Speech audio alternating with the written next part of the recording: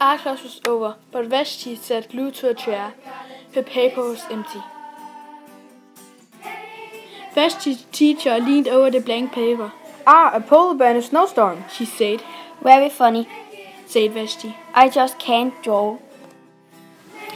Her teacher smiled. Just make a mark and see where it takes you. Vashti grabbed a marker and gave the paper a good strong jab. There! Her teacher picked up the paper and studied it carefully. She pushed the paper toward Vashti and quietly said, Now sign it. Vashti thought for a moment. Well, maybe I can't draw, but I can sign my name. The next week, when Vashti walked into art class, she was surprised to see what was hanging above her teacher's desk. It was the little dot she had drawn, her dot all framed in swirly gold. I can make a better dot than that.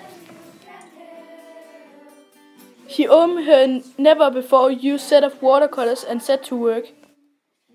She painted a yellow dot, a green dot, a red dot, a blue dot.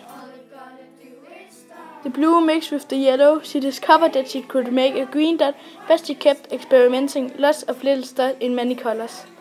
If I can make little dots, I can make big dots too. Vashti splashed her colors with a bigger brush and bigger paper to make bigger dots. Vashti even made a dot by not painting a dot. At the school art show a few weeks later, Vashti's many dots made quite a splash.